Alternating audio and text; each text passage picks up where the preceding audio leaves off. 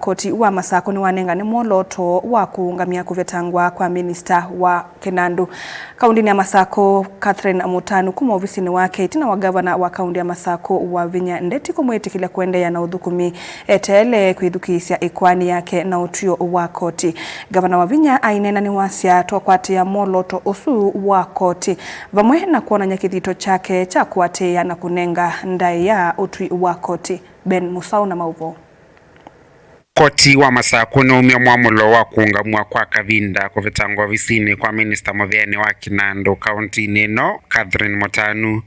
Ndula atuma Ngavana Wavinya Ndeti mwenda Asyoke ovisini metele Mwamulo wa Koti tini wa valua kuma ovisini wa Ngavana Wavinya Ndeti ewetano kwati valua usu wa Koti aiwetano kuwathikia na kwitikilana na Mwamulo wa Koti. I have this morning been served with a court order suspending the implementation of my later dated 6 July 2026 dismissing Honorable Catherine Mutanu as the CCM Finance. In compliance with the said order and in obedience of the ongoing court process, I hereby direct that Catherine Mutanu reports back to office as the CCM Finance with immediate effect pending the hearing and determination of the case. Oingi Ngavana Wavinya na wamwenda Mutanu Asyoke Wiani kuwa iwenda movea wa Kinandu kuendeya ukunikila form C ila yumite kumbunge ya kaunti. With the proper documentation in place,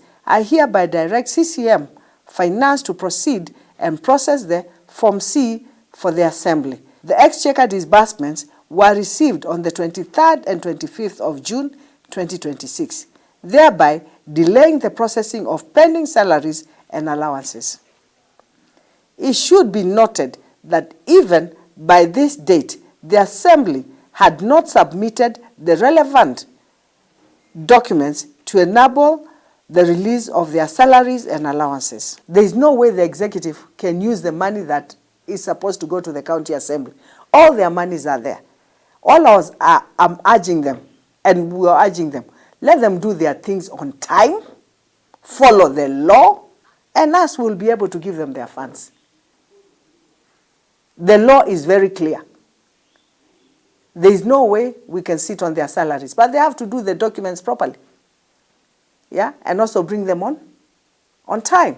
If they do them properly and they bring them on time, we have no business sitting on their salaries. Filingi wa mauvo mtongo TV nyeni tawa Ben Musau.